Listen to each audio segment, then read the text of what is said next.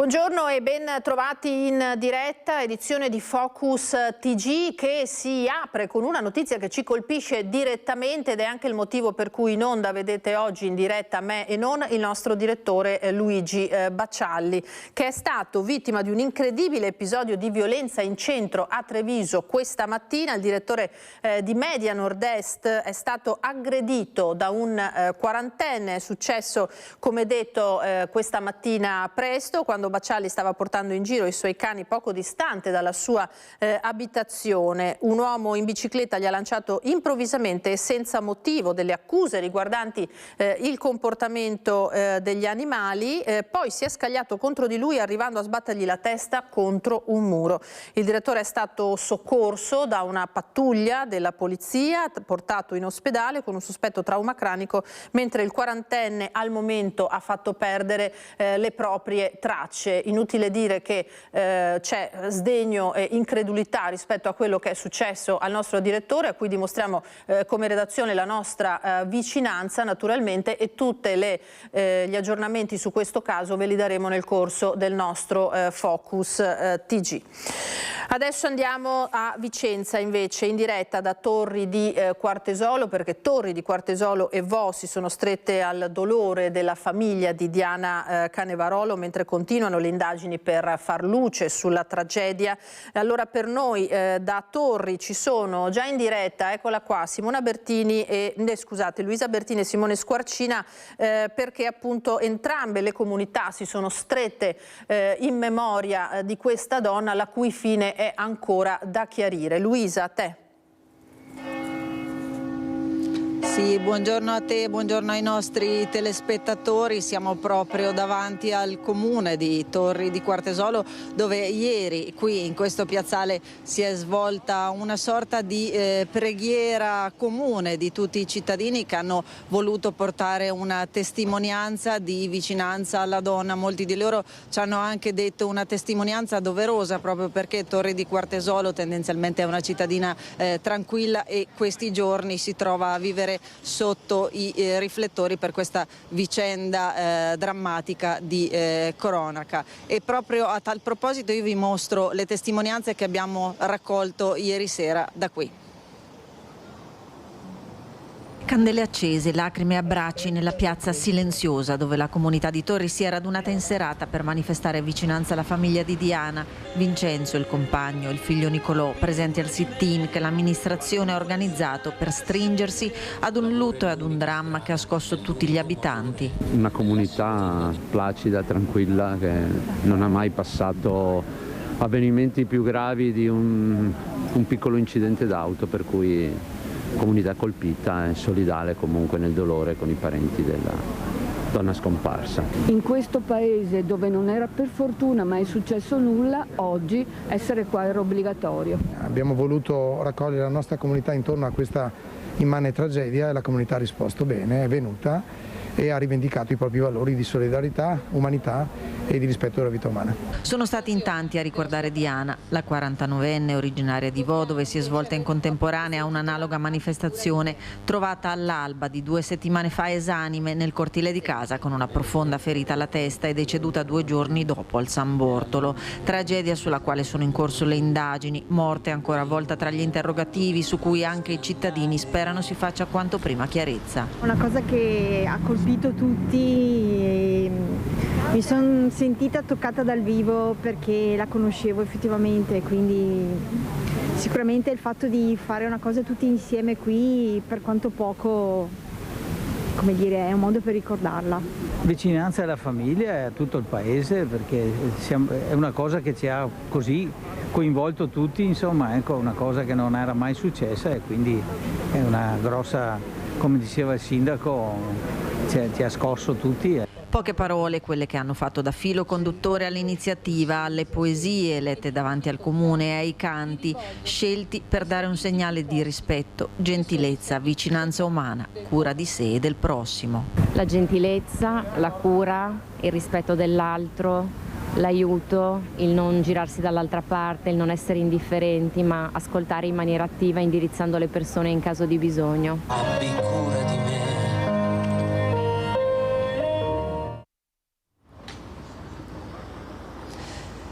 E come dicevamo sono state due le comunità coinvolte, quella di Torri di Quartesolo e quella di Vo, dove Diana era nata e cresciuta, comunità che ieri hanno reso omaggio al ricordo di Diana, e per questo ci spostiamo a Vo, dove ci racconta la serata di ieri sera Marta Zatta.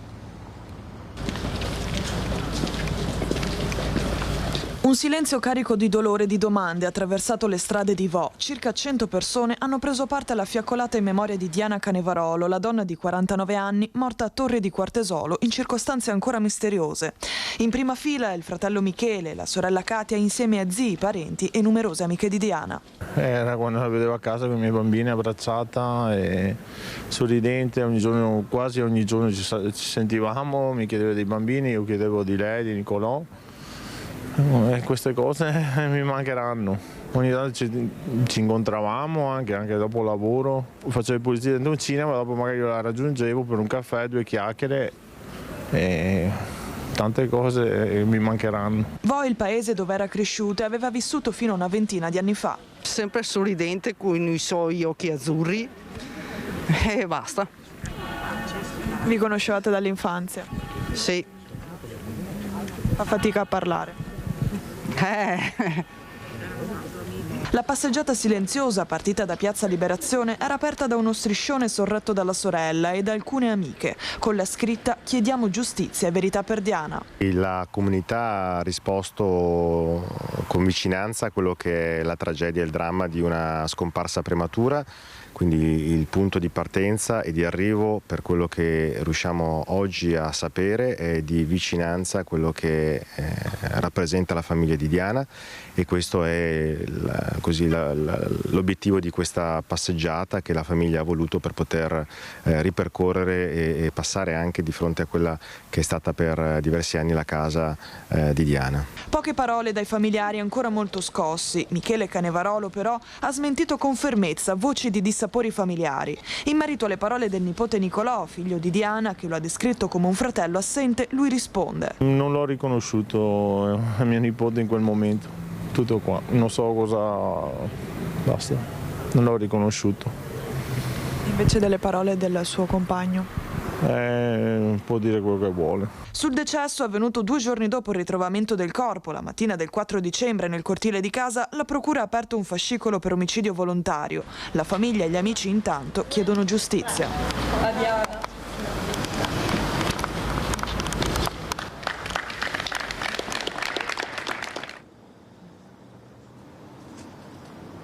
E l'avete sentito, tante sono state le testimonianze commosse, tante le luci accese, le fiaccole che diventano anche cariche di valore simbolico, perché quello che si chiede è quello appunto di far luce su questo caso che ha sconvolto 2 comunità, oltre che ovviamente i familiari, caso su cui indaga la procura a tutto campo. E a tal proposito sentiamo il prossimo servizio di Ivano Tolettini e poi la linea può tornare allo studio.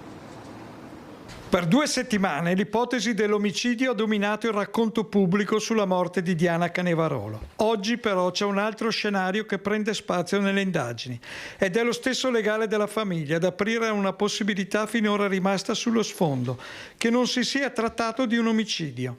L'avvocato Cesare Dalmaso, che assiste il figlio Nicolò, invita alla prudenza. L'idea che ci siamo fatti, spiega, è che possa essere stato anche un incidente.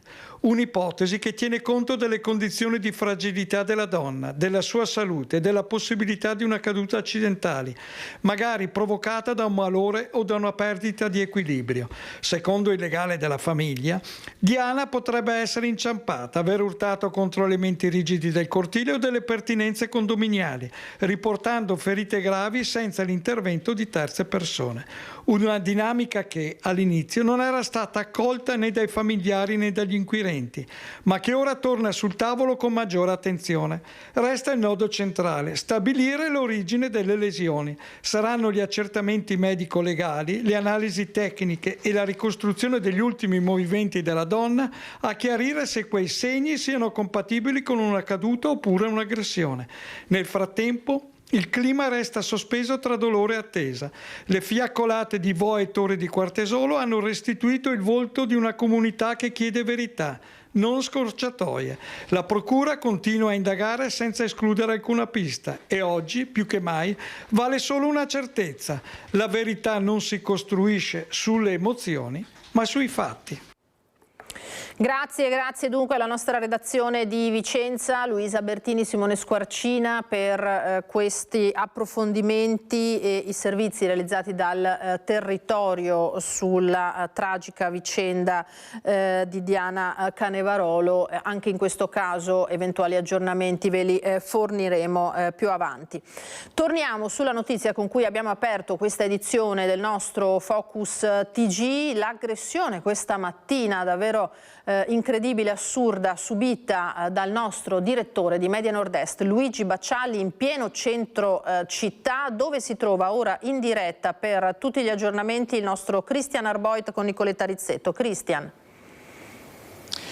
Sì Lina, buongiorno a te e a tutti i telespettatori di Rete Veneta. Luigi Baccialli è in questi minuti in pronto soccorso e stiamo tentando di raccogliere con Nicoletta Rizzetto delle testimonianze, stiamo cercando di ricostruire quanto è successo questa mattina. Siamo nel centro di Treviso, nel salotto Bono della città, a pochi passi dal Duomo. Siamo in via Cornarotta, via Cornarotta che è sede tra l'altro della caserma dei Carabinieri che vedete alle mie spalle. Qui l'aggressione, un'aggressione davvero ingiustificata, inquietante, che lascia senza parole. Luigi Baccialli stava passeggiando con i suoi cani come fa ogni mattina prima di recarsi in studio per condurre il Focus TG, e qui è stato avvicinato da un uomo in bicicletta sulla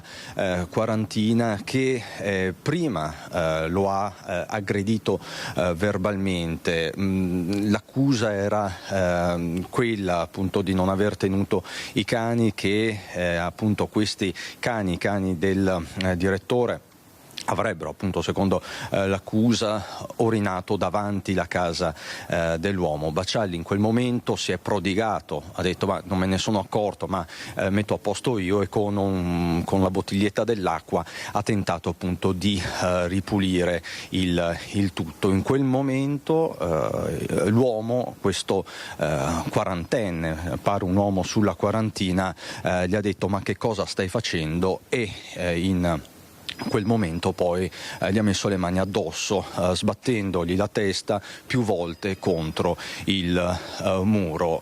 In quel momento Baccialli è stato soccorso, è stato portato all'ospedale Cafoncello, al pronto soccorso del Cafoncello dagli agenti della Polizia di Stato. C'era una pattuglia proprio qui in zona. Tra l'altro proprio questa mattina stiamo vedendo con Nicoletta Rizzetto più pattuglie non solo della polizia che stanno facendo avanti e indietro, perché probabilmente si sta tentando di identificare questo soggetto. Pare, il condizionale è d'obbligo, sia un volto noto qui in zona, un residente qui del posto che insomma già noto, ecco, però per il momento non posso dare ulteriori dettagli. Con ogni probabilità, una volta uscito dal pronto soccorso, ci auguriamo tutti il prima possibile, il direttore Baccialli presenterà anche una denuncia querela. Siamo in attesa di Mario Conte, del sindaco di Treviso Mario Conte, che ci raggiungerà a breve qui in zona, non solo per esprimere solidarietà, ma immagino anche per mettere a disposizione delle forze dell'ordine, di chi sta indagando, la videosorveglianza della zona. Molti gli occhi elettronici puntati su questa via, li potete vedere, questo è l'occhio elettronico, la telecamera che c'è all'altezza di via Cornarotta, via inferiore. Insomma, tenteremo di capirne un po' di più nel proseguo dei prossimi minuti, delle prossime ore, e questo in attesa appunto che ci raggiunga anche il sindaco di Treviso Mario Conte. Non appena ci raggiungerà Conte vi richiederemo la linea qui da via Cornarotta. Per il momento è tutto, Lina. Grazie Cristian Arboite e Nicoletta Rizzetto. Dunque emergono, l'avete sentito, altri dettagli, altri particolari su quello che è successo questa mattina al nostro direttore di Media Nord-Est Luigi Bacciali. Sentiremo poi anche il sindaco. Noi andiamo avanti con la cronaca giudiziaria, in particolare col delitto di Margherita Ceschin, la pensionata uccisa barbaramente nella sua abitazione di Conegliano. C'è stata la sentenza in corte d'assise, 2 ergastoli e 2 assoluzioni.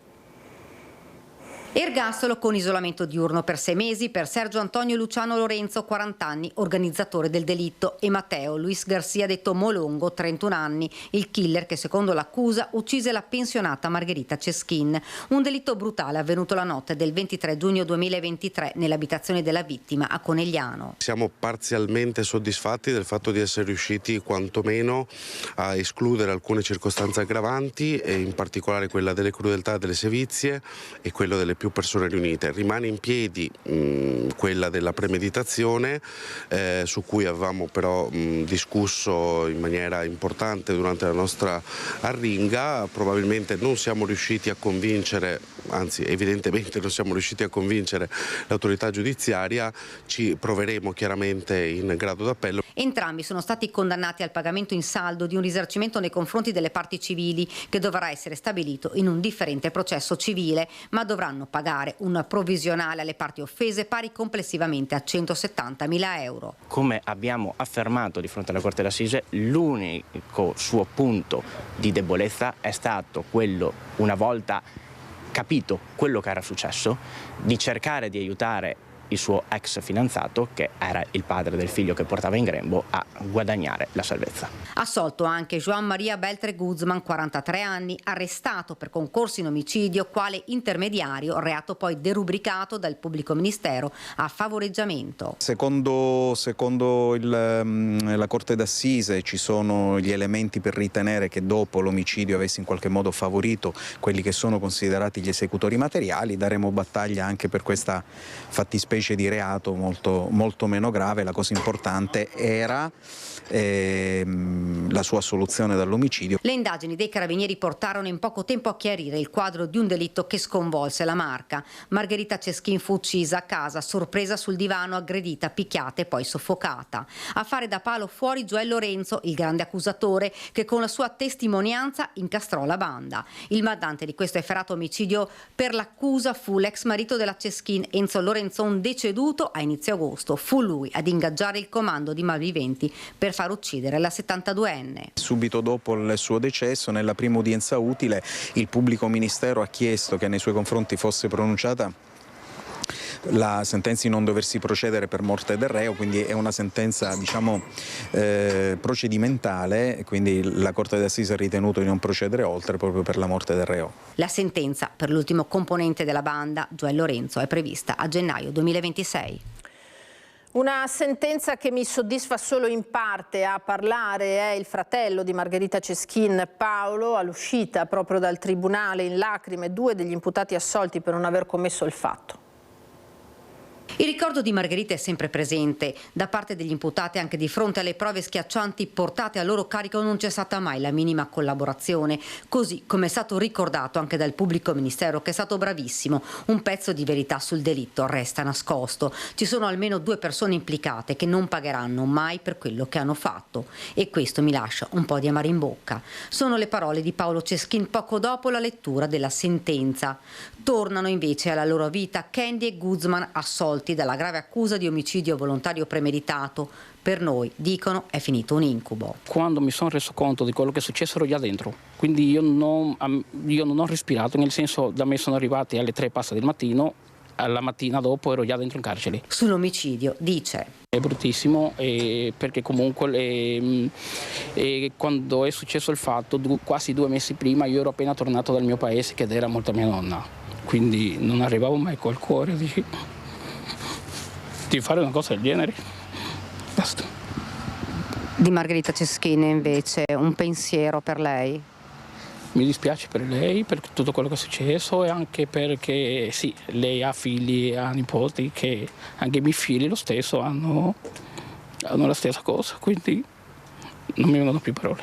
Questa per l'avvocato Crea è la seconda soluzione per omicidio premeditato in pochi mesi, dopo quella di Battaglia nell'omicidio di Anica Panfile, ora questa con Guzman. Due diverse corti d'assise di Treviso credo abbiano valutato molto correttamente quelli che sono le prove che avevamo portato, quelle che aveva portato la procura, quindi c'è sicuramente una ulteriore soddisfazione professionale. Candy rimarrà in Italia e tornerà a lavorare. Rimane una brutta esperienza di questa situazione perché comunque c'è una persona che non c'è più e niente, non posso dire altro. Adesso cosa farai?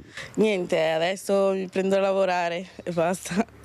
Rimarrai qui? Sì, rimango qua sempre. Sono tornati in carcere invece Matteo Garcia e Sergio Lorenzo, le loro parole prima di lasciare l'aula. Le parole valgono veramente poco, c'è forte delusione, forte rammarico, loro si ritengono estranei al fatto, così come è stato ricostruito in aula. Ritengono chiaramente di avere partecipato, di aver avuto un qualche ruolo nella vicenda, ma non sicuramente quello che gli è stato riconosciuto oggi con la sentenza.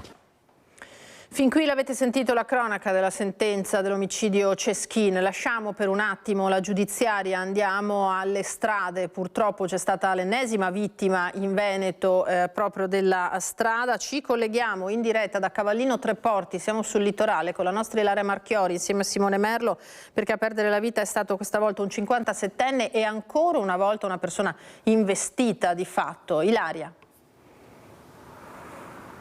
Sì, buongiorno Lina, buongiorno ai nostri telespettatori. Hai detto bene, è successo ieri poco dopo le 19 lungo via Fausta, qui nei pressi dello Sport Center accanto al camping Union Lido. Un investimento che è accaduto in un tratto dove non c'erano strisce pedonali. L'uomo alla guida dell'auto si è immediatamente fermato per prestare i primi soccorsi e chiamare a quel punto l'ambulanza. Purtroppo però quando il suo M118 è giunto sul posto non c'era più nulla da fare perché l'impatto è stato troppo violento e il 57enne Massimiliano Colussi ha perso la vita. La polizia locale poi per tutta la sera ha continuato ad eseguire i rilievi lungo la strada, dunque lungo via Fausta, e anche momentaneamente deviando e bloccando la circolazione.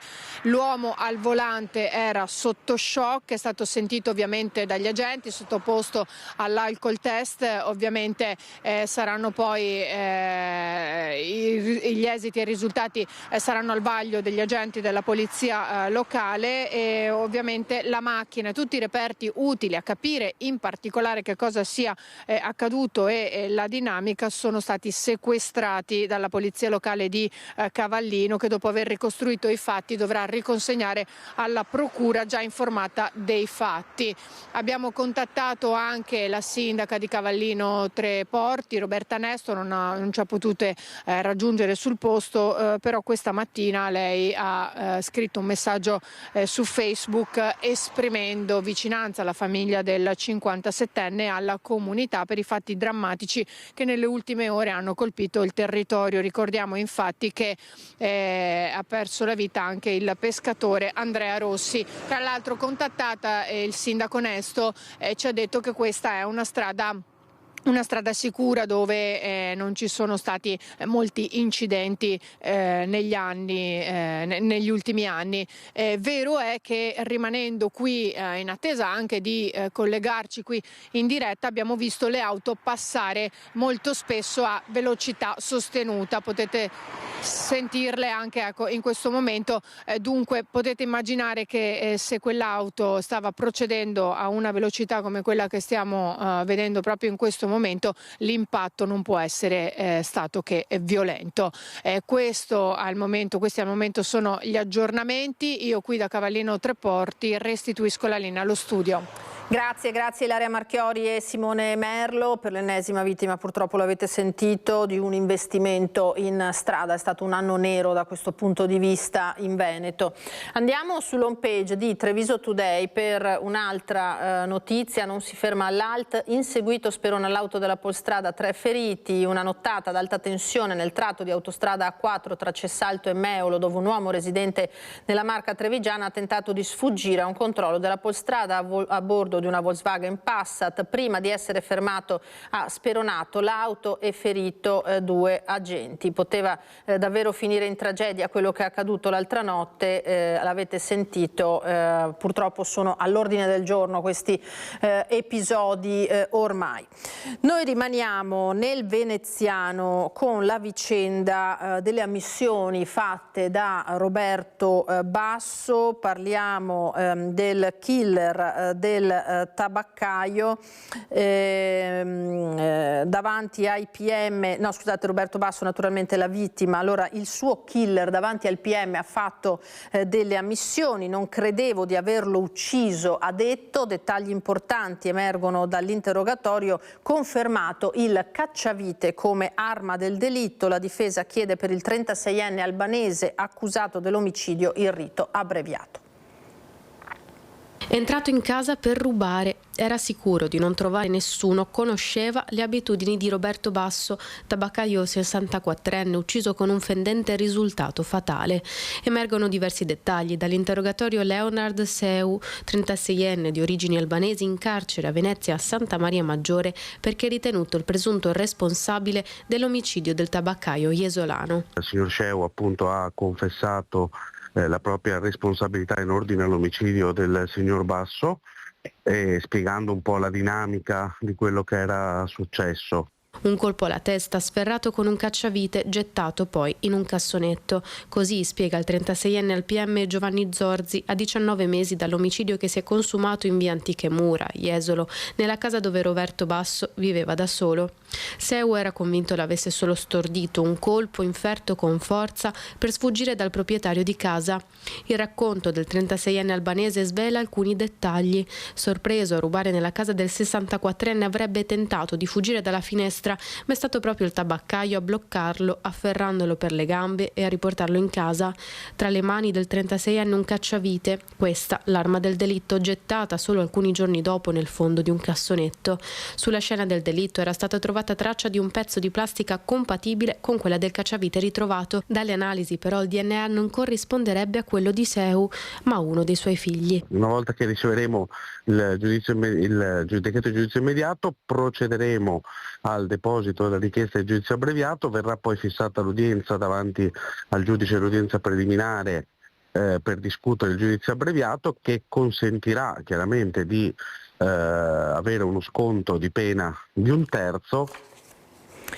Fin qui avete sentito gli aggiornamenti importanti su questo caso. Noi adesso torniamo a Treviso, dove è in diretta collegato il nostro Lucio Zanato con l'assessore ai lavori pubblici Sandro Zampese, perché è successo di nuovo, diciamo subito così. Siamo al cimitero di Santa Bona, imbrattato di scritte con lo sdegno e la rabbia del comune per l'ennesimo episodio. Lucio. Sì, più che lo sdegno e la rabbia del comune, che sicuramente sarà interpretato nelle parole dell'assessore Sandro Zampese. Ti devo garantire, lì intanto buongiorno a te, buongiorno anche ai telespettatori di Rete Veneta, lo sdegno dei cittadini, quelli che sono arrivati qua questa mattina e hanno trovato questa sorpresa, ovvero questa decina di scritte sulla strada, sull'entrata laterale del cimitero di Santa Bona, qui alle porte di Treviso, della città. Lo sdegno perché tutti hanno detto: qui dentro c'è mio marito, c'è mio figlio, ci sono i miei genitori, e certa gente non si deve permettere di fare di queste cose. Allora, se i Novax o presunti tali volevano ottenere un risultato, hanno ottenuto di essere ancora più invisi dalla popolazione. Assessore, un commento a questo punto da parte dell'amministrazione? Se ci può essere un commento, perché le parole sono difficili, non ci sono parole per esprimere disgusto, disprezzo per un atto così vandalico, così criminale, così irrispettoso dei nostri cari, dei nostri defunti e di questo luogo sacro. Quindi come diceva lei, se bisogna fare una battaglia, se bisogna esprimere la propria idea, si esprime in termini democratici, sulle giuste sedi, con opportune conferenze, facciano quello che vogliono, ma andare di notte a imbrattare muri e comportarsi come veri e propri criminali, questo non può che scaturire l'odio della gente, quindi se volevano fare un'azione di propaganda hanno fallito miseramente, quindi saranno sempre più odiati, sempre più marginalizzati, e io spero che siano anche presi questi criminali e che vengano sbattuti in galera, e prima però paghino i danni del ripristino che noi dobbiamo oggi, nella giornata odierna, dopo i rilievi della polizia giudiziaria, fare, perché non vogliamo mantenere queste pareti in questo stato, perché questo luogo non lo merita. Esatto, devi tenere presente lì nei telespettatori che io ho sentito diversa gente, addirittura c'era un signore che si è messo a piangere quando è arrivato qua dentro, certo. Quando è arrivato all'entrata, perché dice: io ho mia moglie qua dentro, l'ho sepolta qualche mese fa, e venire qui, vengo ogni mattina, e trovarmi questo spettacolo mi ha ferito veramente profondamente. Quindi l'appello a chi deve manifestare non è sicuramente questo il termine, il modo, ci sono molti altri termini. Noi per fortuna siamo in una democrazia e quindi il dissenso può essere espresso liberamente, naturalmente, comunque nei giusti termini e nei giusti luoghi, non certo all'esterno di un cimitero, che un cimitero è un luogo privato, personale, di sentimento, e quindi non va assolutamente toccato. Poi colpisce soprattutto quella frase: qui troppe tombe di bambini uccisi dai vaccini. Lei dice: io ho un'esperienza personale a proposito di vaccini, un'esperienza familiare. Beh, mia moglie è stata nel periodo del Covid, con 2 bambini appena nati, è stata responsabile dell'unità coronarica al Cafoncello di Treviso, quindi è stata una delle tante persone, dei tanti medici in prima linea per la lotta contro il Covid, quindi lei sì ha visto e ha provato cosa vuol dire curare le persone. Cosa sanno questi dei bambini, se sono morti Covid, se sono morti per altre ragioni, eccetera. Questi sono solo delle ideologie sprezzanti della vita umana, sprezzanti dei sentimenti, sprezzanti dei luoghi sacri, che, ripeto, spero che questa gente qua vada subito a finire in galera. Ecco, possiamo dire che nelle indagini ci sono anche delle telecamere che sono sparse qui in zona, e quindi potrebbero essere stati ripresi intercettabili? Sì, con la polizia giudiziaria noi stiamo facendo adesso delle indagini e sperando che possano essere stati ripresi, anche se magari tante volte hanno il volto mascherato e quindi sono di difficile identificazione. Comunque noi cerchiamo sempre di fare indagini accurate con la polizia locale, proprio per cercare di assicurare alla legge questi criminali, questi delinquenti. Poi diciamo un'altra cosa: tutto questo poi lo paghiamo noi. Quanto costa rimettere a posto tutto? Ma ha fatto un conto circa sui 10.000 euro minimo, che sono soldi dei contribuenti che dovremmo spendere proprio per questi vandali. Ecco, appunto, quindi il risultato è avere inviso la gente, avere deturpato un luogo sacro e soprattutto aver fatto in modo che tutti noi poi dobbiamo ripagare per cose di questo genere. Io direi che ogni altro commento è superfluo. A te la linea, Lina. Grazie Lucio Zanato, grazie all'assessore Zampese. Naturalmente immagini che fanno male a tutti quanti, davvero, queste di un luogo di silenzio e rispetto come dovrebbe essere un cimitero trattato a questo modo. Ha fatto accenno al tema telecamere il nostro Lucio Zanato, ne ha parlato poco fa in diretta da Via Cornarotta anche Christian Arboit. Purtroppo strumenti sempre più necessari nei territori, nei comuni, lo vediamo, anche per intercettare fenomeni come questi, e proprio le telecamere di un negozio di ottica a Padova hanno ripreso i predoni che si sono introdotti in negozio. Ci sentiamo abbandonati, ci ha detto la titolare da Padova. Hanno raccolto la sua testimonianza Francesco Rattai e Federico Cibotto. Siamo nell'Ottica Max di Via San Fermo a Padova. Con me c'è Donata Bino, che è la titolare di questo esercizio. Siamo qui perché nella notte tra mercoledì e giovedì c'è stata la classica spaccata e vi hanno portato via parecchi occhiali. Non è ancora stato quantificato il bottino, ma è molto importante. Assolutamente sì. Io sono stata avvisata dalla vigilanza alle 3:40 circa e sono arrivata e ho trovato un disastro, perché la porta divelta e all'interno tutto quello che poteva essere toccato era stato completamente preso, vetrina, pulita, cassettiere aperte, occhiali dovunque. Dal video della videosorveglianza si vede che i predoni sanno dove andare.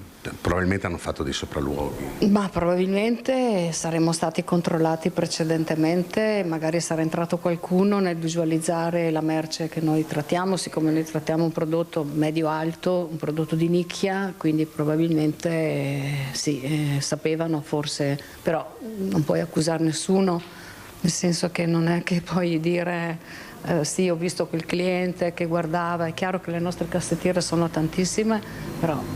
Certo, quello che resta è oltre al danno materiale di questi occhiali che sono stati portati, resta un'amarezza. Resta un'amarezza perché in prima persona sono 40 anni che mi impegno a far sì che la via sia pulita, che il negozio sia attraente, che ci sia la luce che serve anche a tutto il resto, quindi no, stai male. Ecco, adesso come cercherete di difendervi? Io ho reagito che la sera stessa era tutto perfetto come lo vede adesso, la porta sostituita, la vetrina rifatta e quindi andiamo avanti, punto.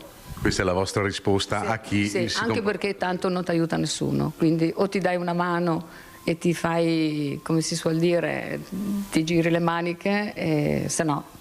Avete ricevuto anche molta solidarietà da parte di altri?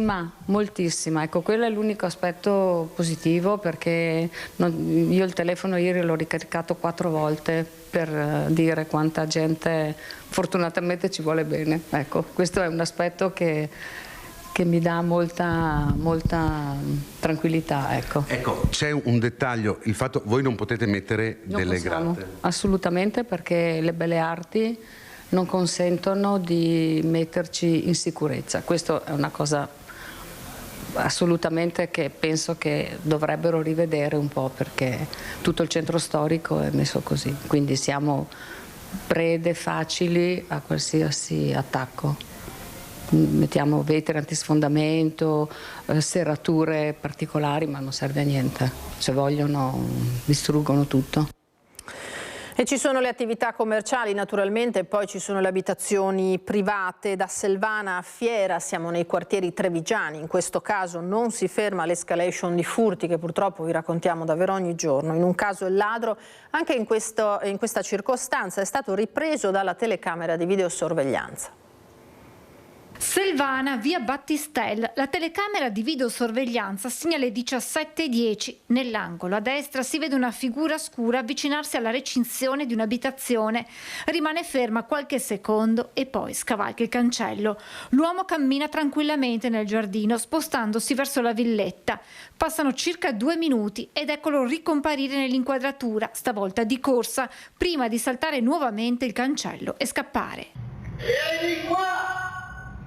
In casa in quel momento c'è il proprietario, sta guardando la televisione. Ho sentito dei rumori fuori all'esterno, ho tirato la tenda e mi sono trovato faccia a faccia con sto ragazzo. Sto ragazzo che poi alla vista mia è scappato, ha saltato il cancello e è andato via. Piumino blu, berrettino in testa a coprire parzialmente il volto. Il ladro ha tentato con un cacciavite di introdursi in casa. Una volta scoperto è scappato senza riuscire a portare a termine il suo piano.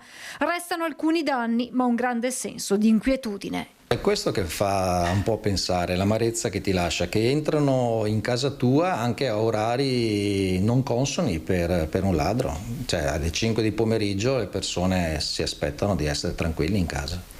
Entrano senza curarsi di niente, perché la macchina era a casa ben visibile, giardino acceso, io che stavo guardando la TV e questo qua ha tentato di entrare. Non so mai se lo prenderanno e questo qua stasera sarà da un'altra parte. Sempre nelle scorse ore a Fiera, furto in casa di un'anziana che ha aperto le porte della sua abitazione ad una signora elegante, dai modi gentili, che si è presentata come inviata del parroco per proteggere le persone proprio dai furti.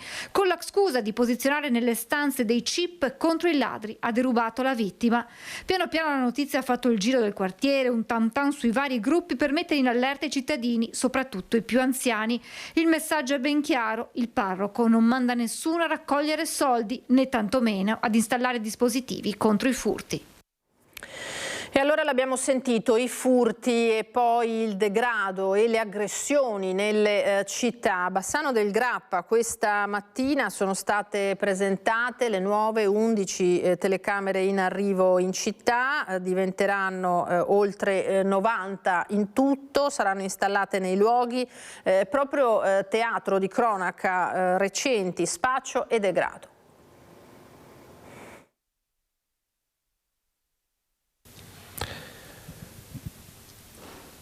Questa è una delle 11 nuove telecamere che arriveranno a Bassano del Grappa, ovvero sono già arrivati gli strumenti, devono essere solo installati. Questo è un lavoro che si farà nelle prossime settimane, nei prossimi mesi.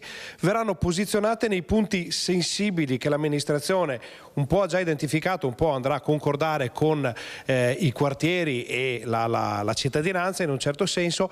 Perché abbiamo già dimostrato anche con i nostri servizi che a Bassano questi strumenti hanno permesso di risolvere situazioni piuttosto spinose e anche fatti di cronaca decisamente importanti. Ne parliamo prima di tutto con il sindaco Nicola Finco, che ha appena finito la presentazione di questa nuova dotazione. Sindaco, 11 nuove telecamere si sommano alle 80 già presenti. Bassano è ben controllata a questo punto? Direi di sì, un investimento di oltre 80.000 euro grazie a un bando ministeriale. Con questo andiamo a portare a 91 gli occhi elettronici in città e a 30 le telecamere che controllano le targhe, quindi abbiamo più di 120 dispositivi che monitorano costantemente la nostra città. Un investimento che abbiamo voluto fare proprio perché i cittadini ci chiedevano un'implementazione del sistema di videosorveglianza, telecamera ad alta definizione di ultima generazione, che abbiamo deciso di installare in quei luoghi sensibili che i comitati di quartiere e le forze dell'ordine ci avevano segnalato nel corso degli incontri che abbiamo fatto negli ultimi mesi. Quindi penso insomma un'ulteriore attenzione verso la sicurezza del nostro territorio. Sindaco, questa è una richiesta che arriva dal basso, ovvero non è una decisione solo del Comune, è una richiesta che arriva dai quartieri che vogliono più sicurezza. Qualche caso, poi magari ne parliamo con l'assessore, però l'accoltellatore è stato trovato, l'accoltellatore del docente è stato trovato con una telecamera, ne è stato ricostruito poi il percorso. Ci ricordiamo un giovane che era scappato al controllo dei familiari, un giovane con qualche problema, è stato trovato grazie alle telecamere, quindi è una risposta immediata, un'esigenza forte della popolazione. Certamente una richiesta della popolazione, ma anche delle altre forze dell'ordine, perché il nostro sistema poi collabora con i carabinieri, con la finanza, con il commissariato, quindi le nostre immagini poi vengono date anche alle altre forze dell'ordine per identificare gli autori di determinati reati. Quindi questo è un primo investimento, ma l'impegno è nei prossimi anni di implementare ancora di più tutto il sistema di videosorveglianza.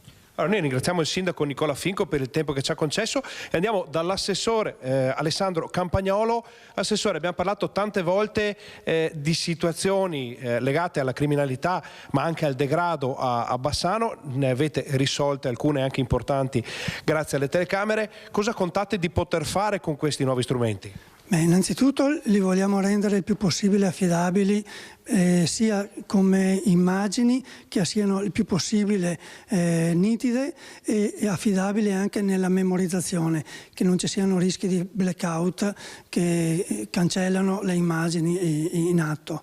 Quindi si lavora molto sulla fibra ottica e si rende questo risultato assolutamente affidabile per permettere alle forze dell'ordine e a noi di avere una visione concreta e puntuale dei fatti accaduti.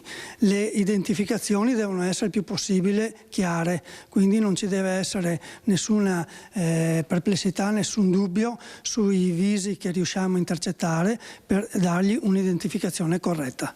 Allora noi, prima di ringraziare e salutare l'assessore, andiamo a vedere ancora la telecamera, perché di solito si vedono a parecchi metri d'altezza appese ai muri dei palazzi o magari a dei pali. Invece qui potete vedere, questo è uno strumento che permetterà alla polizia locale, alle forze di polizia di Bassano di vedere letteralmente a 360 gradi, assessore. Assolutamente sì, e soprattutto deve essere l'immagine chiarissima, e questo noi puntiamo appunto per avere un risultato ottimo che non sia discutibile anche a livello procedurale dopo. Allora, ringraziamo l'assessore Campagnolo. Qui a Bassano verranno installate, alcune sono già in via di installazione, ci vorrà qualche settimana, qualche mese al massimo e naturalmente andremo a vedere, andremo a raccontare anche questa importante novità per Bassano e i suoi quartieri.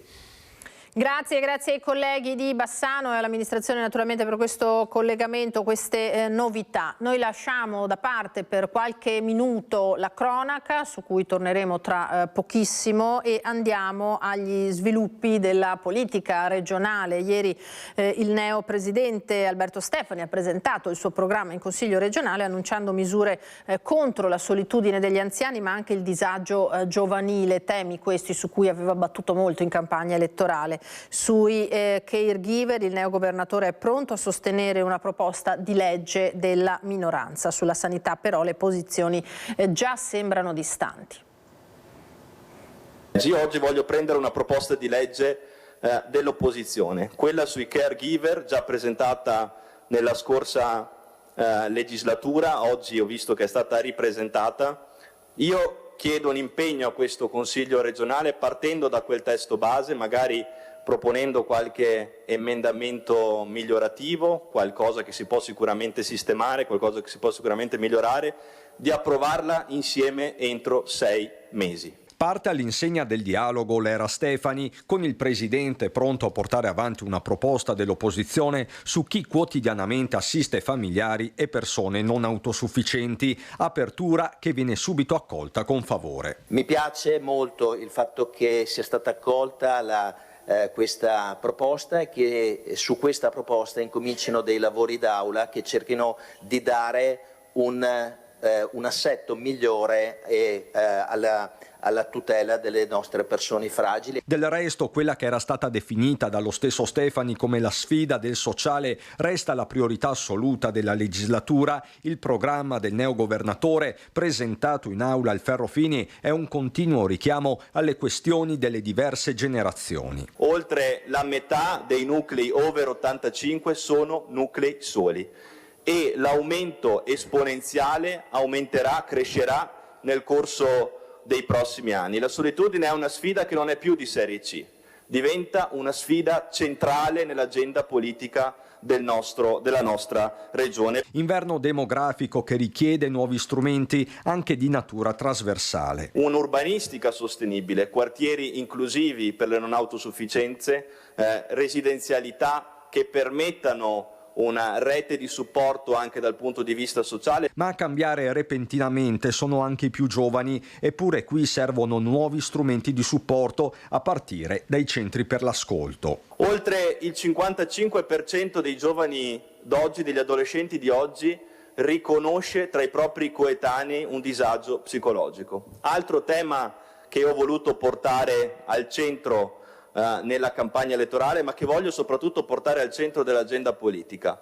Il disagio giovanile è un tema da affrontare con coraggio. Giovani che poi vanno convinti a rimanere in Veneto sviluppando talenti e competenze. L'altro fronte è infatti quello della manodopera che non c'è e ancora l'autonomia che al momento va praticata puntando sulla prossimità degli assessorati. Stefani ricorda la delega per le terre alte. Ascolta l'ex fidante Manildo, pronto dice a un'opposizione di valore e mai pregiudiziale, ma ovviamente non mancano già dei distinguo.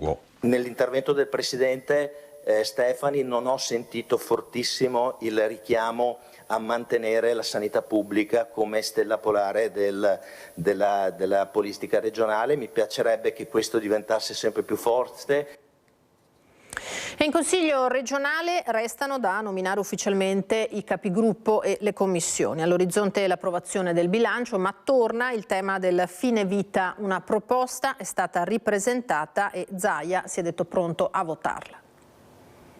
È una vecchia vicenda che noi conosciamo, una legge di iniziativa popolare, quindi è qualcosa di più di un semplice progetto di legge. Potrebbe tornare in aula qualora i consigli lo decidessero per essere trattata e quindi per tentare ancora di votarla. È una questione che ben conosce, quella sul fine vita, Luca Zaia, e proprio da qui l'Assemblea regionale potrebbe ripartire. Era il 16 gennaio 2024 quando la proposta sostenuta dall'allora governatore naufragò al Ferrofini per un solo voto, mandando andando in tilt sia maggioranza che opposizione. Quasi 2 anni dopo il fronte si riapre, il disegno di legge sul suicidio medicalmente assistito per i casi irreversibili è tra i primi a essere stato ripresentato. Lo stesso Zaia, che al momento dell'insediamento come Presidente del Consiglio aveva annunciato di non voler votare singoli provvedimenti, fa intendere che i temi etici fanno storia a sé, scontato il voto a favore. Sui temi etici in generale, cioè se arrivasse una richiesta di un progetto di legge su un tema etico va al di là delle posizioni politiche, non c'è un ordine di partito, sarebbe un guaio se ci fosse un ordine di partito. Infatti a destra e a sinistra hanno votato sì e anche no. Intanto però c'è l'ordinaria amministrazione con un bilancio tutto da approvare, prima ancora ci sono da sciogliere e formalizzare nomine di capigruppo e commissioni. Faremo un ufficio di presidenza subito dopo e programmeremo l'organizzazione dei lavori del Consiglio che vedono il Natale incombere, ma noi abbiamo necessità di portare quanto prima a svilupparsi tutta quella che è l'attività del Consiglio, specialmente per la predisposizione del bilancio di previsione. Barbisan, che guiderà il gruppo della Lega, partito che in Consiglio andrà a sdoppiarsi con una seconda formazione, la Lega Stefani, come già successo per Zaia, capogruppo in pectore in questo caso il fedelissimo del neopresidente, il veronese Matteo Pressi. In questi giorni si costituiranno i gruppi, tra oggi, domani e al più tardi lunedì, poi la conferenza dei capigruppo inizierà a delineare il calendario sia dell'Aula che delle commissioni. Utilizzeremo le vacanze di Natale per far partire tutte e 6 le commissioni. Forza Italia si affiderà ad Alberto Bozza, Fratelli d'Italia a Claudio Borgia. Siamo abituati a prenderci responsabilità, a fare scelte, a prendere decisioni, quindi è ovvio che quando uno ha un ruolo così impegnativo si sente responsabilizzato. Nel centro-sinistra Rossella Cendron rappresenterà le liste civiche che si erano schierate per Manildo. Guardo soprattutto Belluno e Rovigo in particolare, allora calcherei un po' la mano sull'attenzione a chi finora si è sentito dimenticato. Non perderemo l'occasione di ribadire questo importante messaggio da questi territori. Venezia, dicevamo, dimenticata dal programma della nuova giunta regionale, denuncia che è arrivata dalla CGIL che in occasione della seduta di consiglio ha organizzato un flash mob all'ingresso di Palazzo Ferrofini. In occasione del Consiglio regionale in cui il presidente Alberto Stefani illustra le linee programmatiche della sua giunta, pacchi dono natalizi si accumulano in Calle Larga 22 marzo di fronte alla strada che porta a Palazzo Ferrofini. Quelli portati dalla CGIL di Venezia però sono pacchi polemicamente vuoti. Sono scatole vuote perché abbiamo sentito molto parlare di anziani, ma mancano le risorse per gli anziani. Le rette nelle case di riposo arrivano anche a 3.000 euro al mese, le famiglie non riescono a portare i loro anziani nelle case di riposo, allora non servono solo parole ma serve riempire queste parole e quindi riempirle attraverso le prime scelte politiche che per noi sono quelle per le risorse per la non autosufficienza, risorse per le case di riposo e soprattutto risorse per cancellare la lista d'attesa. La legge speciale per Venezia, le politiche industriali, lo spopolamento del comune, i salari più bassi tra i capoluoghi del nord-est, l'assenza di politiche abitative. Eppure, nonostante tante questioni, secondo la CGIL, Venezia è assente nelle dichiarazioni programmatiche della giunta regionale. Non c'è traccia di un rilancio industriale del nostro territorio, una strategia per dare un futuro a Porto Marghera, che è il polo più importante del Veneto e può, in un momento come crisi di questa, crisi importante che stiamo vivendo, essere uno strumento di rilancio per tutto il Veneto. Non ci sono risposte sulla legge speciale, è in discussione in Parlamento e non ci sono risorse, mancano le risorse per l'autorità per la laguna. Venezia con questa giunta, rispetto a quello che abbiamo ascoltato, sta diventando purtroppo la Cenerentola del Veneto. Per questo abbiamo chiesto al Presidente un confronto proprio sui temi di Venezia. La CGIL di Venezia ha chiesto un incontro con il Presidente Stefani. Intanto ha ricevuto la solidarietà dei consiglieri di opposizione. Quando Zaia si è insediato nel 2010 c'erano il 7% delle case pubbliche sfitte. Oggi siamo quasi al 20%. Significa che in 20 anni questa regione non ha investito nell'edilizia pubblica e sociale. E in crisi abitativa come quella in cui siamo, dove il nostro reddito è più del 40% che va per la casa, noi abbiamo bisogno di un'istituzione regionale che ha 18 miliardi di bilancio che investe sulla casa. Questo dunque il contenuto della seduta e del flash mob, l'avete visto che ne è seguito. Noi ci fermiamo per qualche istante di pubblicità, torneremo con la cronaca e da Treviso anche con gli aggiornamenti alla notizia dell'aggressione che ha subito il nostro direttore Luigi Baccialli questa mattina proprio in centro a Treviso. A tra poco.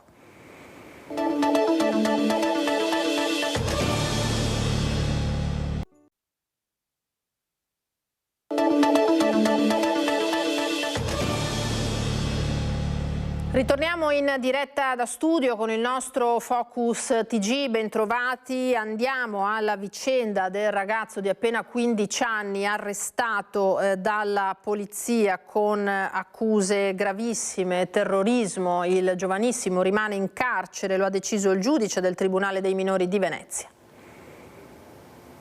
Si è svolto l'interrogatorio di garanzia del quindicenne residente nel Coneglianese, arrestato sabato scorso con accuse gravissime. Appartenente all'estrema destra suprematista, diffondeva messaggi di odio e violenza, ma soprattutto deve rispondere di istigazione a delinquere ed apologia di reati di terrorismo. Il giudice del Tribunale dei minori di Venezia ha deciso: il quindicenne rimarrà in carcere, confermata la custodia cautelare. Studente liceale, bravo a scuola, taciturno, pochi amici, ma sicuramente insospettabile.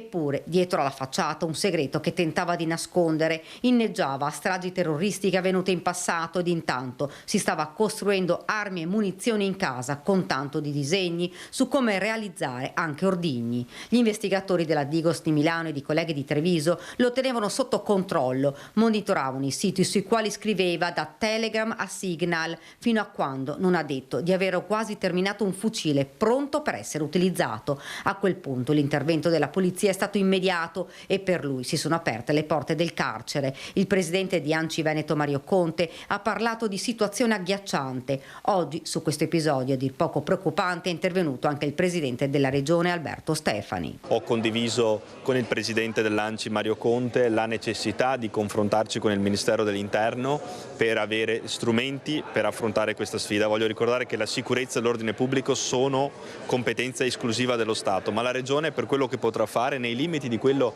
che avrà la possibilità di fare, sarà in campo insieme ai sindaci. Un ragazzino con un avanzato stadio di radicalizzazione, un fatto grave che pone degli interrogativi. Gli inquirenti ora stanno smantellando pezzo per pezzo il sistema a cui il quindicenne partecipava attivamente e nelle prossime ore, non è escluso, possano scattare le manette ad altre persone, anche minorenni. E mentre questo caso prosegue, su questo caso proseguono naturalmente le indagini, lo avete sentito, la vicenda potrebbe arrivare addirittura in Parlamento, in Commissione Infanzia e Adolescenza, di cui fa parte la deputata trevigiana Marina Marchetto. Ali Prandi, che abbiamo intervistato. Io la considero una situazione e una condizione inquietante, al di là della matrice.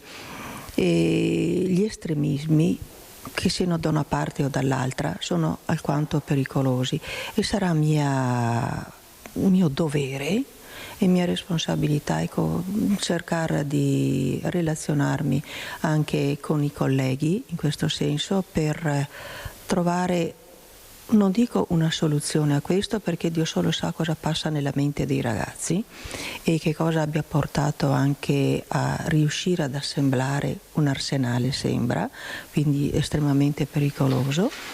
E dicevo di riuscire a capire anche queste inquietudini da dove derivano, questa mancanza di dialogo, questa volontà di fare del male. Ecco, senza dialogo esternare il proprio magari malessere nella lotta, nel far del male agli altri, ecco, una provocazione purtroppo disastrosa e disastrante per la collettività e per i ragazzi, io penso, che sono non il nostro futuro, sono il nostro presente, quindi sarà mia cura raccordarmi anche con la questore per capire maggiormente e cercare di arginare la situazione. Insomma, lei è pronta a portare un dossier a Roma, mi pare di capire, comunque aprire una discussione anche in commissione.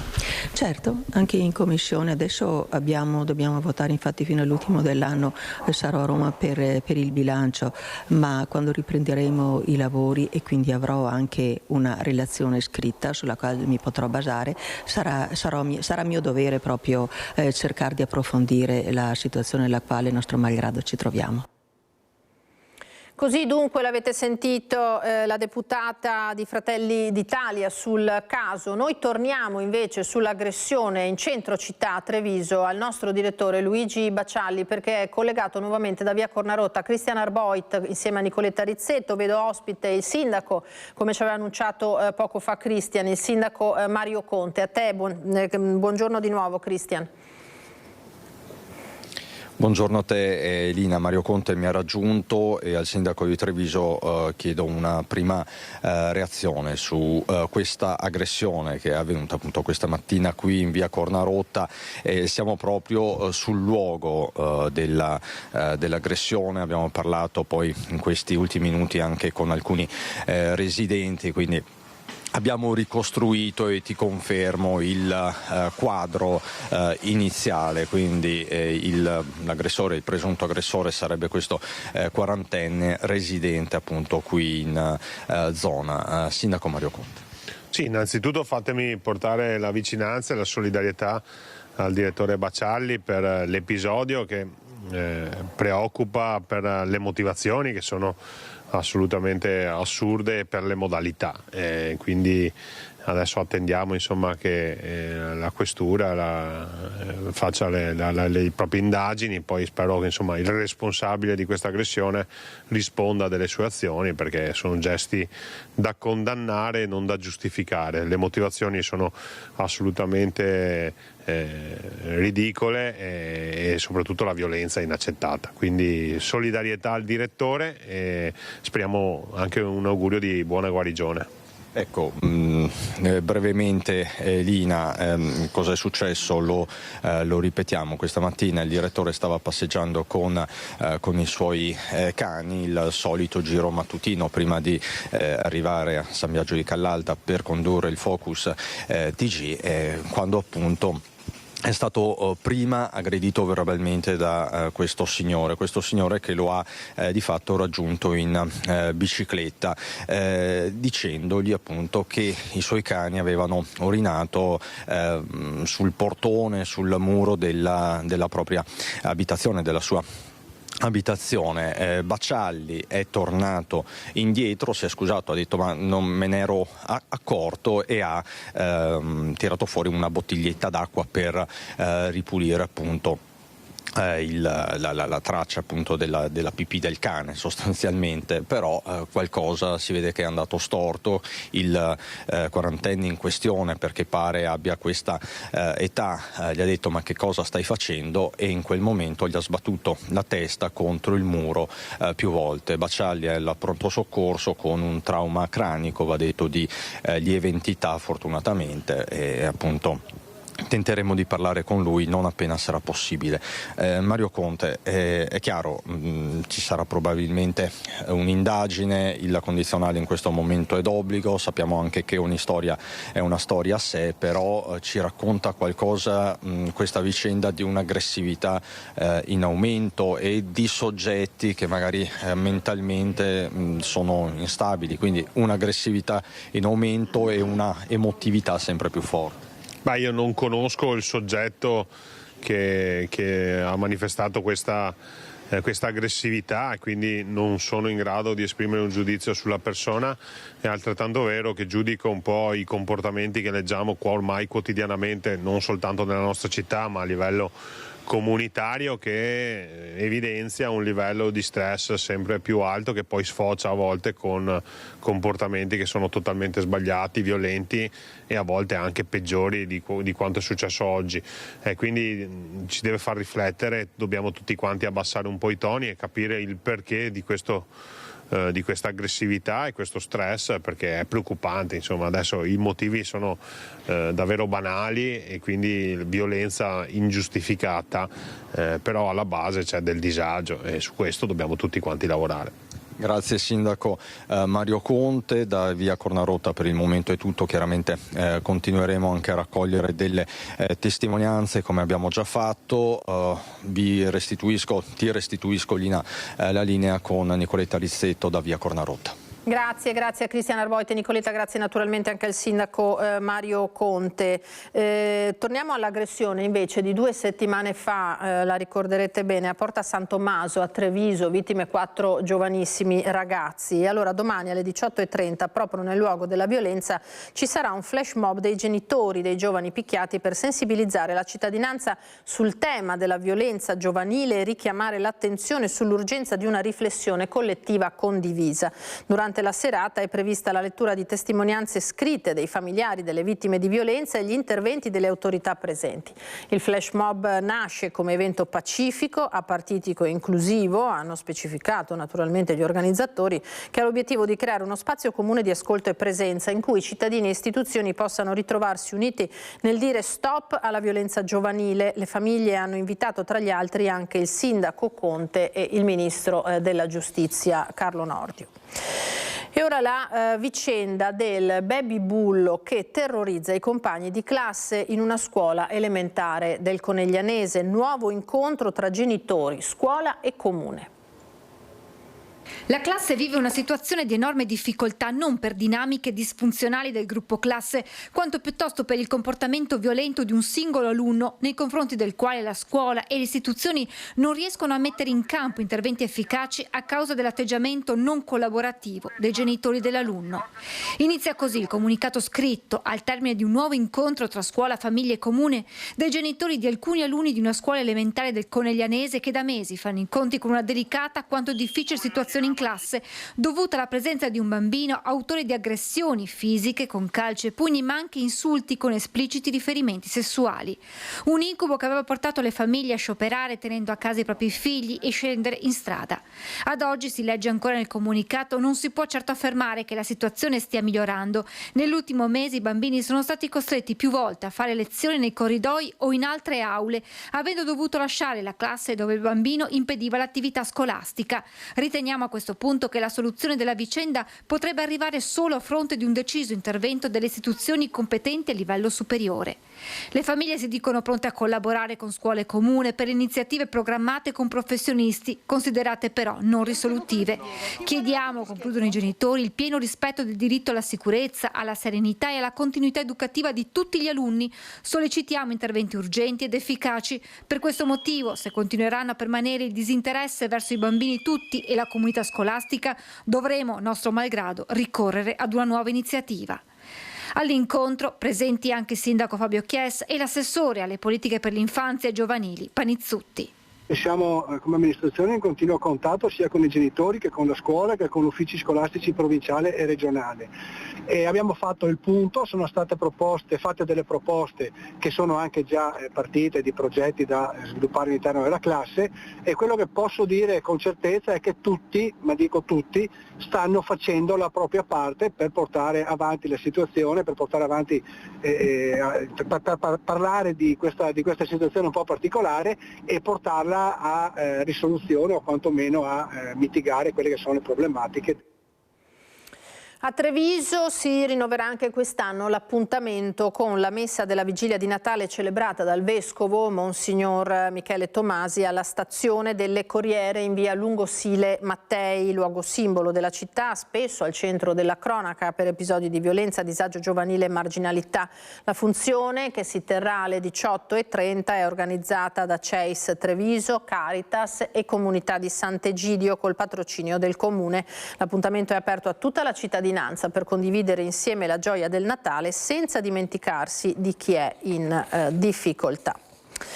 A Saonara, ora nel Padovano, esplode diversi colpi dalla finestra con un'arma clandestina. I carabinieri lo rintracciano e lo mettono agli arresti domiciliari. Armi clandestine e silenziatori nascosti in casa. È finito agli arresti domiciliari un uomo di origine cinese residente a Saonara, arrestato dai carabinieri della stazione di Legnaro al termine di un'attività di indagine coordinata dalla Procura della Repubblica di Padova. L'indagine è scattata dopo il rinvenimento di diverse ogive in piombo conficcate nella parete esterna di un'abitazione privata di Saonara.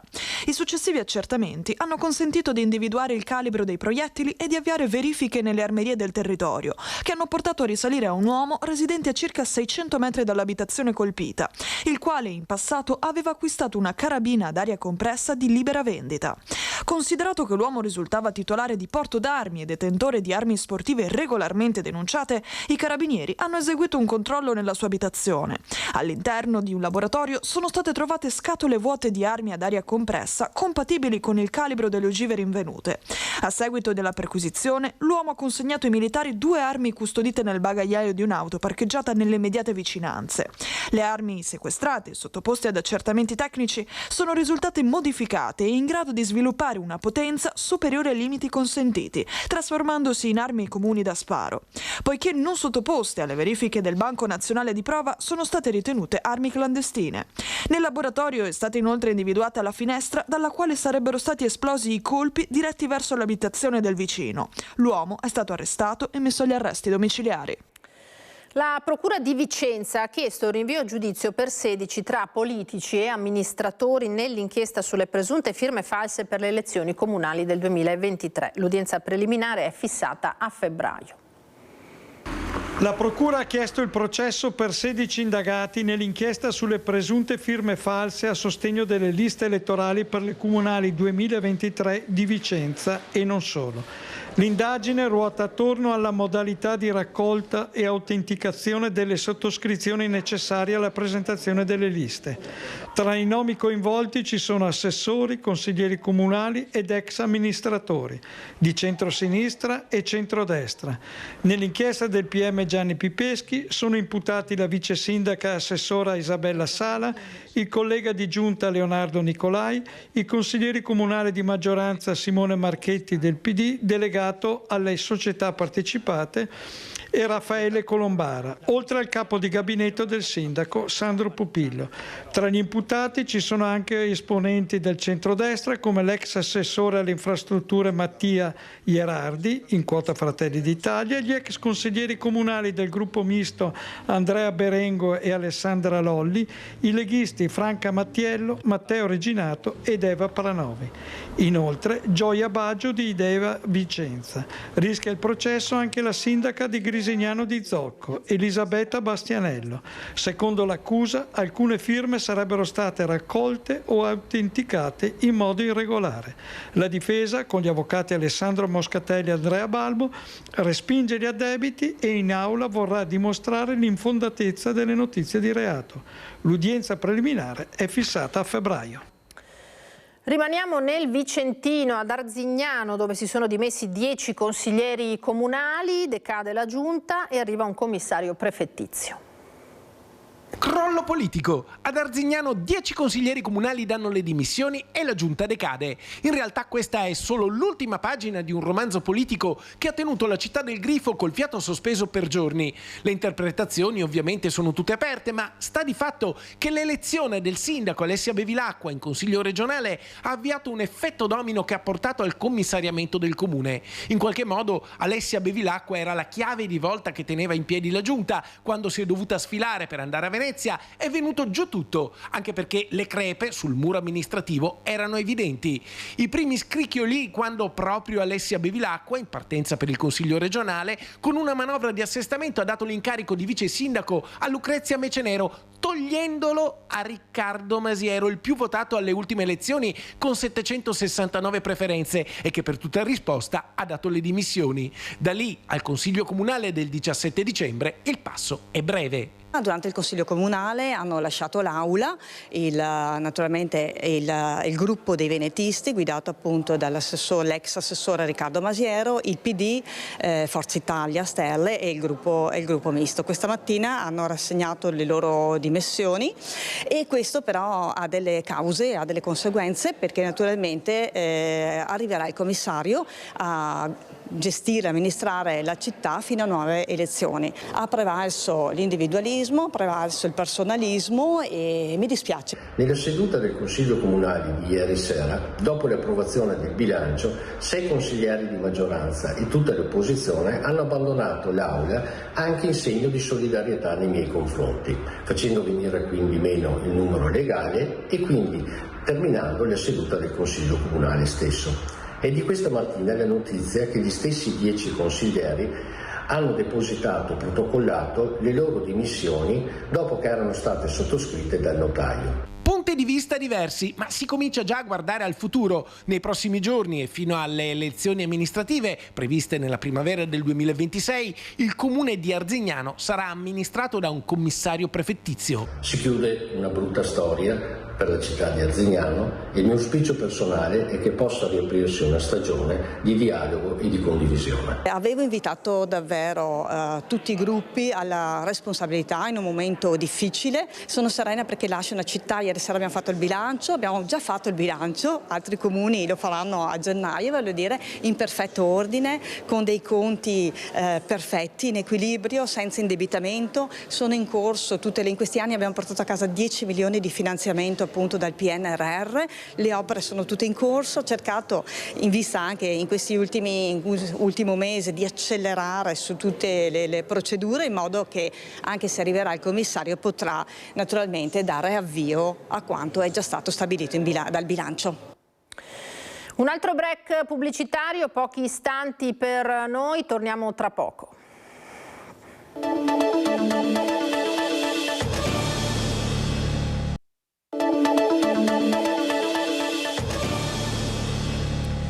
Ritorniamo in diretta da studio con gli ultimi minuti del nostro Focus TG in cui abbiamo parlato diffusamente, lo avete sentito se siete stati a seguirci, della notizia dell'aggressione subita in città a Treviso questa mattina dal nostro direttore Luigi Baccialli, notizia in continuo aggiornamento naturalmente per ricostruire la dinamica di questo brutto episodio di cronaca che ci ha colpito direttamente.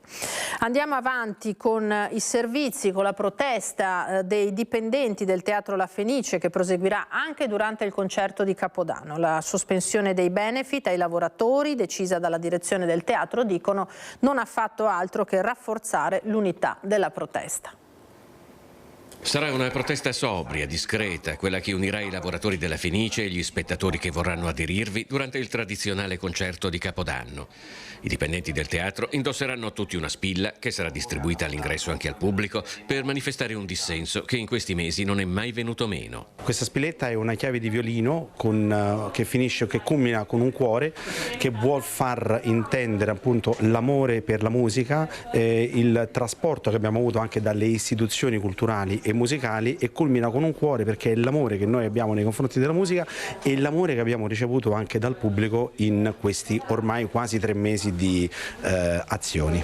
Al centro c'è sempre la nomina di Beatrice Venezia, direttrice musicale del teatro, giudicata artisticamente inadeguata e calata dall'alto più per motivi politici che professionali.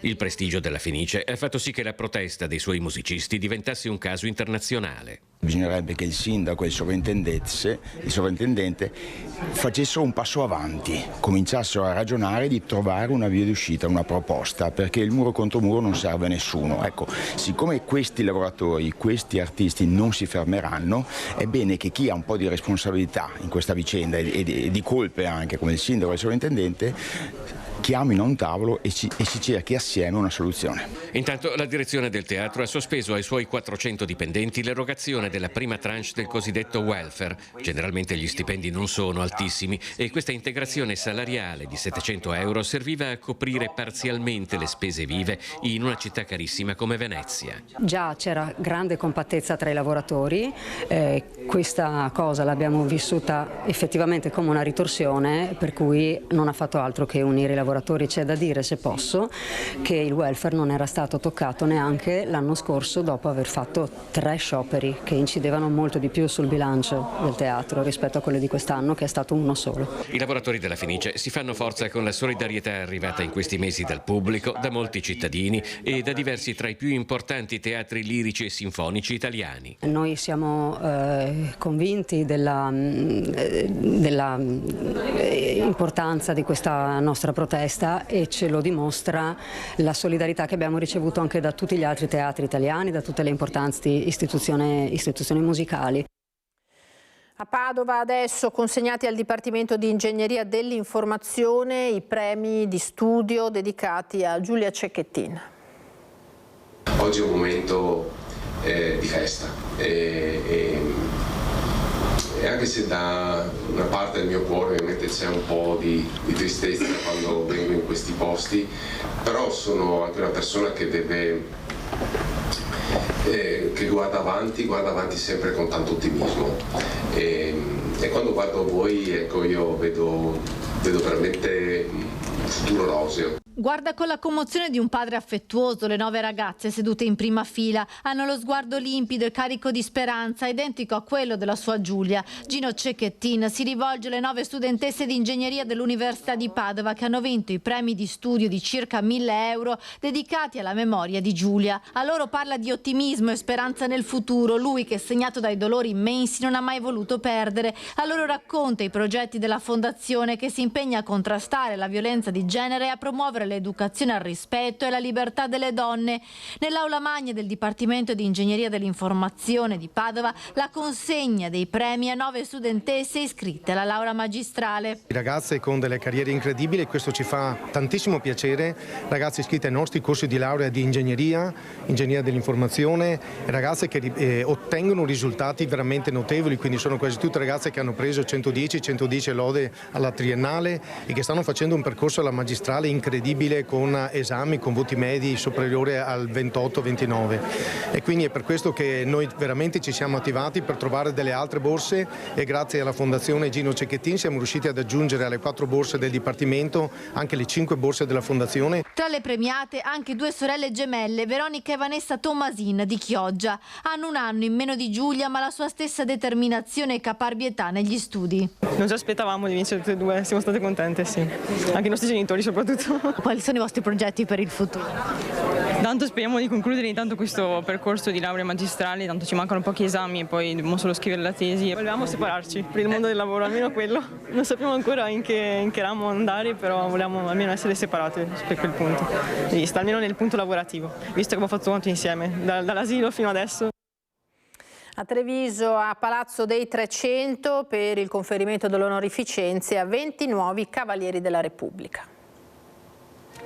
Sono 20 i nuovi Cavalieri della Repubblica premiati nel Salone di Palazzo dei 300 alla presenza delle più alte autorità civili e militari. Persone che si sono distinte per gesti nobili o per l'alto valore di servizio alla comunità, come ha ricordato il prefetto Angelo Sidoti nel suo discorso d'apertura, richiamando l'articolo 4 della Costituzione che afferma che ogni cittadino ha il dovere di svolgere un'attività che contribuisca al progresso materiale e spirituale della società.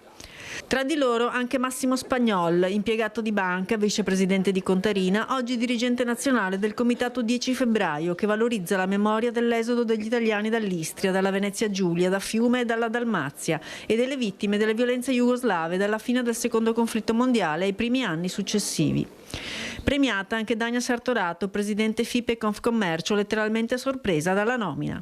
È un riconoscimento che accolgo con molta gioia per un riconoscimento per i meriti associativi, cioè la vicinanza, il sostegno e il supporto alle imprese nei tanti momenti difficili e che dedico a tutte le persone che mi hanno aiutato, mi sono state vicine e a tutte le persone come me, anche donne, che credono che si possa sempre fare qualcosa di più e di meglio per migliorare la nostra società. Onori anche a 2 donne dell'Avis, Fernanda Corredato e Daniela Moro, vicevicario Avis regionale, che fa un appello per donare il plasma anche alla politica. Accetto con grande onore questa onorificenza perché proprio è una cosa ringrazio tutte le autorità, il mio sindaco, grazie mille proprio di tutto. Riconoscimenti infine anche a chi insieme ad un suo collega ha salvato una donna dal suicidio, non pensandoci due volte, gettandosi in acqua il 19 maggio del 2016, anche se l'epilogo, purtroppo tragico, è stato solo rimandato. Allora mi getto più avanti di lei nel fiume e riesco che la spinta dell'acqua mi arrivi a me. L'ho presa e sono riuscito ad arrivare un po' alla riva. Dopo, grazie al mio collega Giuseppe, siamo riusciti a andare su per la riva e portarla in salvo. Queste le storie dei nuovi cavalieri trevigiani. Noi ci fermiamo qui, tempo esaurito. Io vi ringrazio per essere stati con noi, ringrazio in regia Francesco Cerone e Marco Gagliazzo. Appuntamento come sempre ai telegiornali di questa sera e a Focus questa sera dalle 21:15. Grazie ancora per averci accompagnato in questa puntata. A me non rimane che salutarvi e augurarvi un buon pomeriggio.